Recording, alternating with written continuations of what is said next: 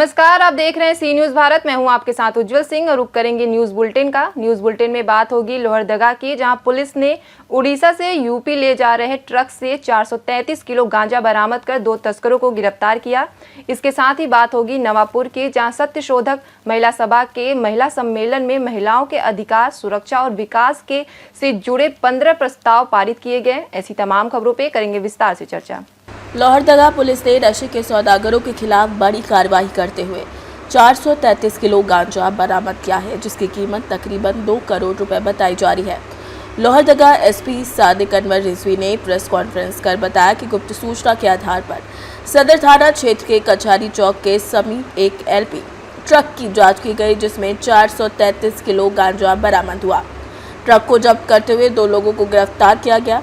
SP Sadiq Anwar Rizvi के मुताबिक सूचना मिली थी कि उड़ीसा के लोहरदगा होकर उत्तर प्रदेश जा रहे गांजा लोडेड एलपी ट्रक को टीम बनाकर पकड़ा गया। इस मामले में एनडीपीएस एक्ट के तहत प्राथमिकी दर्ज कर जांच शुरू कर दी गई है, जबकि गिरफ्तार आरोपियों की पहचान बिहार निवासी शमशेर अली और उत्तर प्रदेश निवासी इकराम खान के रूप में हुई है।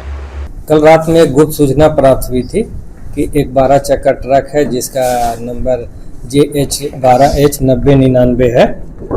वो भारी मात्रा में गांजा एवं मादक पदार्थ लेके लोहरदगा सीमा अंतर्गत आई है।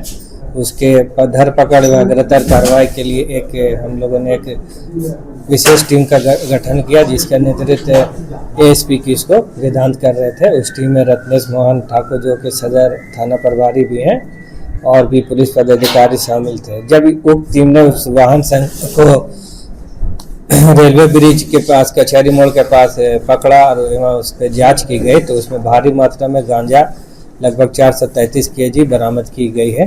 2 व्यक्ति पकड़े गए हैं, जिनमें एक का नाम शमशेर अली है, जो कि बिहार के रहने वाले हैं। एक अन्य व्यक्ति जो वो की खलासी के रूप में थे, इकराम खान, जो कि यूपी के रहने वाले हैं, उन्हें गिरफ्तार किया गया। ये कहाँ से कहाँ जा रहे थे? ये उड़ीसा की तरफ से आया था और बेसिकली ये कानपुर की ओर जा रहे थे। और इसमें बाजार मूल्य कितना होगा सर?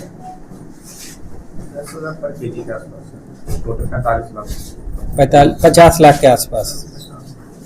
सर ये कहाँ खेती में कुछ क्लियर हो पाया, कहाँ से लाया जा रहा है? ये उड़ीसा के साइड से लाया जा रहा था। बाकी और भी सूचनाएं जो हम लोग को प्राप्त हुई है, उस पर हम लोग दूसरे एजेंसी से भी अपना सहयोग लेकर उस पर अनुसंधान करेंगे। लोहरदगा से सीनियर संवाददाता निहाल अहमद की रिपोर्ट।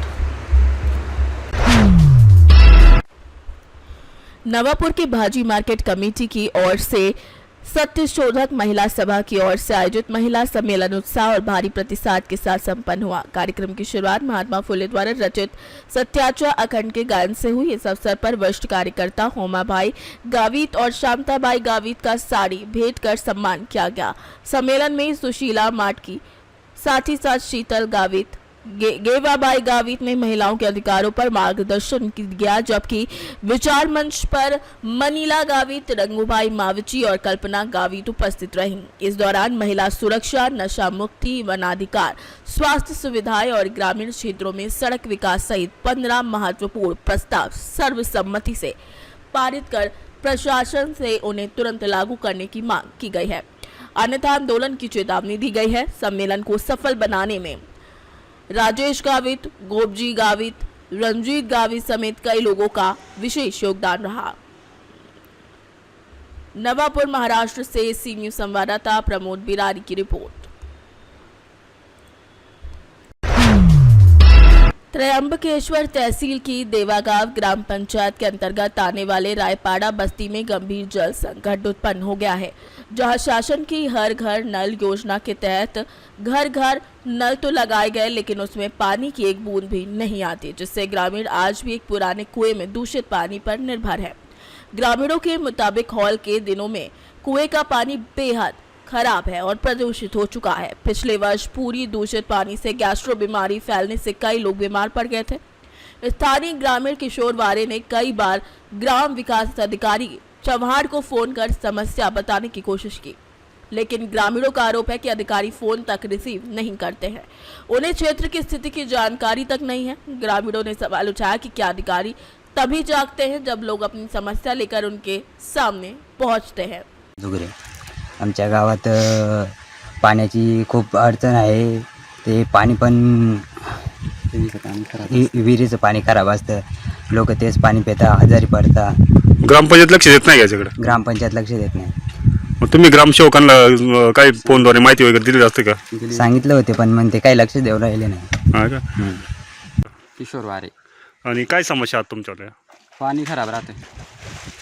पाणी खराब आता त्या संदर्भात तुम्ही ग्रामपंचायतला काय? ग्रामपंचायतला लय वेळेस सांगितलं, भाऊसाहेबाला मेसेजही केले होते. काल एक कॉलही केला होता, त्याने कॉलही रिसिव्ह नाही केला. मागच्या वर्षी पण अशीच एक घटना घडली होती, लय जुलाब लागले होते माणसाला.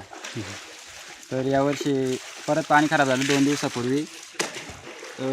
जेव्हा भाऊसाहेबांना सांगितलं ना, तेव्हा त्यांनी येऊन काल टी-शर्ट टाकलं. टी-शर्ट प्रमाणाच्या वरती टाकलं होतं. मग तुमच्या का अजून जलजीवनसारखी योजना नाही का? नाही. मग ग्रामपंचायतला पिण्याच्या पाण्याची व्यवस्था तुम्हाला फक्त याविरुद्धच होते का? विहिरीतूनच राहते. नळ पाईपलाईन आहे ग्रामपंचायती, त्याने कधी पाणी येत नाही. 8 दिवसातून 1 दिवस.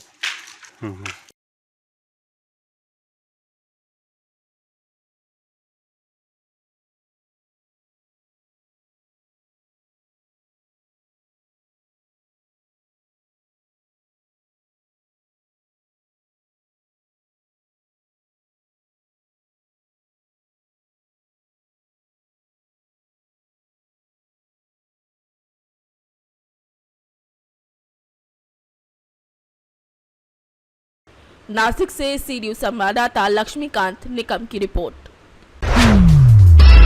रायबरेली जिले के ऊंचाहार कोतवाली क्षेत्र में 4 साल से चल रहे विवाद का गुरुवार को अनोखे अंदाज में अंत हुआ, जहां एक युवती ने जगतपुर थाना क्षेत्र के युवक पर शादी का झांसा देकर 4 साल तक शारीरिक शोषण करने, आपत्तिजनक वीडियो बनाकर वायरल करने की धमकी देने, जाति सूचक गालियां देने और जान से मारने की धमकी का आरोप लगाते हुए पुलिस से शिकायत की थी।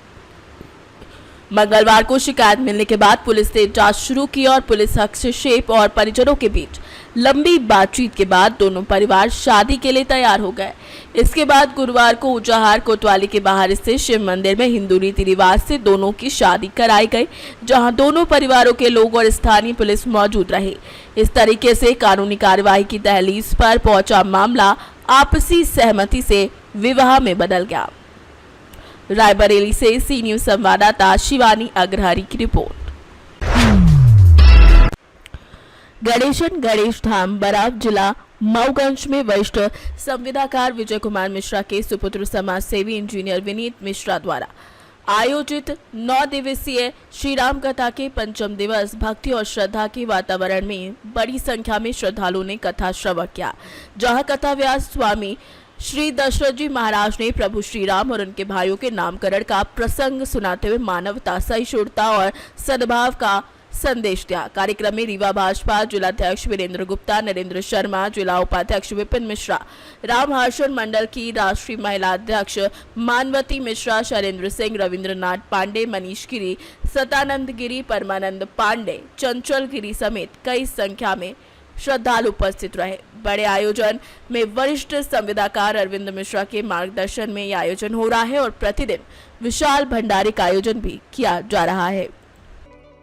सज्जनों, हमारे जीवन में जितनी अधिक तपस्या होगी, साधना होगी, भक्ति होगी, हमारे घर उसी के अनुरूप संतान आते हैं। हमारा धर्म ही पुत्र बन करके आता। जीवन में धर्म हो तो, अगर जीवन में अधर्म हो तो महाराज वही अधर्म ही संतान बन के आता है। कहते हैं धृतराष्ट्र का पाप ही दुर्योधन बन करके आया था। बच्चे नालायक हो जाते हैं तो हम बच्चों को गाली देते हैं, नहीं, बच्चों को गाली देने से लाभ नहीं, क्योंकि हमने कर्म खराब किए हैं। अगर हमने अच्छे कर्म किए होते, अरे चाहे इस जन्म का हो चाहे पूर्व जन्म का हो, क्योंकि हमारे जीवन का धर्म, हमारे जीवन का कर्म ही हमें संतान बन करके मिलते हैं महाराज, पति पत्नी बन करके मिलते हैं महाराज। हैं?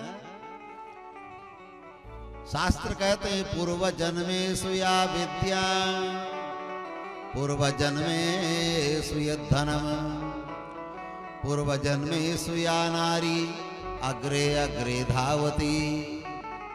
हमने पूर्व जन्म में जैसी कमाई की और हमसे आगे आगे वही निकलता, अर्थात वही मिलता है हमें। इसलिए जीवन में यदि सत्कर्म होगा तो सज्जन पुत्र होगा, जो माता पिता के सुयश को बढ़ाएगा, सनातन धर्म रक्षा के लिए महाराज कटिबद्ध होगा, भागवत धर्म का पालन करने वाला होगा। नहीं तो महाराज भले सुकुल हो, तिवारी हो, मिश्रा हो, महाराज जो मिलेगा तो वहीं शराब के भट्टे में मिलेगा। नाम होने से नहीं होता, क्योंकि हमने कमाई, हमने कर्म अच्छा नहीं किया है, तो भले महाराज हमारे कुल में आया हो, पर वो दुख देने वाला होता है। रीवा से सी न्यूज संवाददाता अर्जुन तिवारी की रिपोर्ट।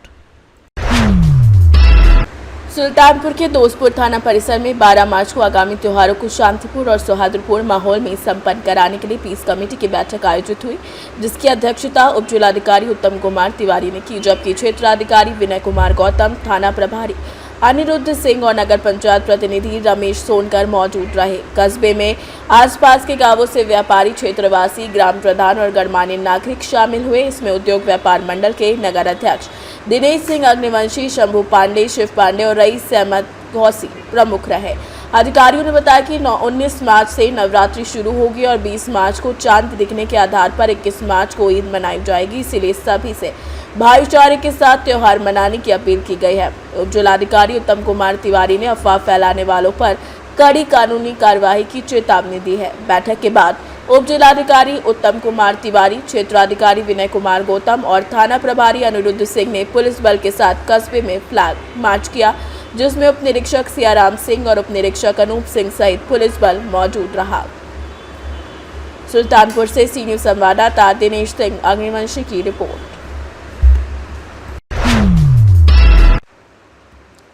खबर वासिम से है, जहां लोकल क्राइम ब्रांच ने 11 मार्च को वासिम जिले के धानौरा मापारी में कार्रवाई करते हुए चोरी के एक मामले में 3 आरोपियों वैभव विष्णु नानोटे, बालकृष्ण लापटे निवासी दुबलवेल और आकाश कांबले निवासी गुंज तालुका मालेगांव जिला वासिम को गिरफ्तार किया है। इस कार्यवाही में एक महिंद्रा ट्रैक्टर, एक महिंद्रा जीतो पिकअप, 2 मोटर पंप और आइसर कंपनी का एक जनरेटर जब्त किया गया है, जिसकी कुल कीमत तकरीबन 9,05,000 रुपए बताई जा रही है। ये कार्यवाही लोकल क्राइम ब्रांच की टीम ने PSI मस्कर और रेगी वाले के मार्गदर्शन में की है। वासिम से सी न्यूज संवाददाता नागेश अवचार की रिपोर्ट। फिलहाल इस बुलेटिन में इतना ही। देश दुनिया की तमाम खबरों के लिए बने रहिए सी न्यूज भारत के साथ।